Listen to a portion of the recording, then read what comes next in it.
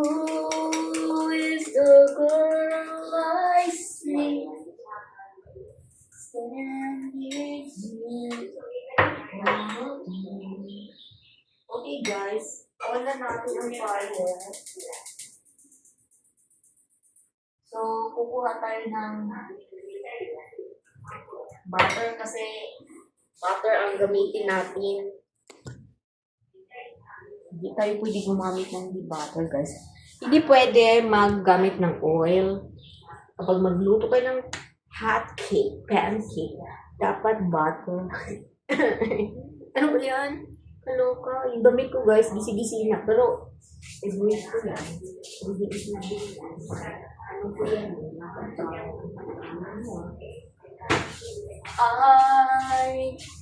I was the only one. Kailangan ko mag-exercise, guys, kasi yung likod ko nagkakaroon ng problema. Kailangan ko mag-exercise. Dapat mag-gym, Charlie. Hindi kasi guys, yung likod ko nagkaroon ng problema, di ba na-aksidente ako dati sa motor. So, kailangan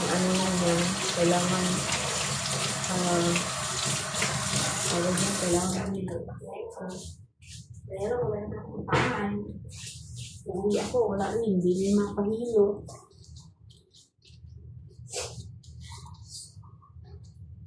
So, ito yung butter natin. Wala, parang labnaw yata. Pwede na ba yan? Tingnan nyo nga.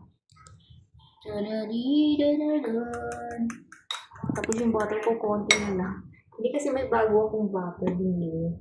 So, tapusin natin po. Ubusin pala. Uubusin natin ang iyong langit. Ay, ang oras na. Manonood pa ako ng Senate hearing. Kasi nakakatuwa yung Senate hearing, guys.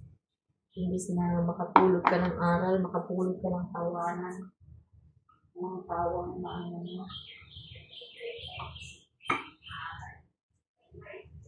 Tapos ang galing-galing ni Tatay Digong doon kung sumagot. Natawa ako doon sa sinabihan niya. Ano ba? Ano yung sagot niya? Ay, tawag doon. Basta about sa sagot niya.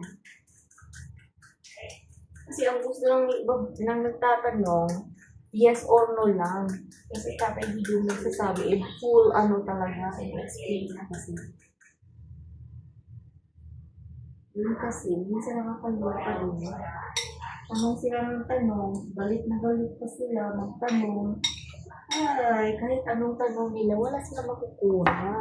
Gusto lang kasi nila magkaroon ng evidence. Wala rin kayo magawa. Kasi wala kayong evidence. Kahit anong gawin niya.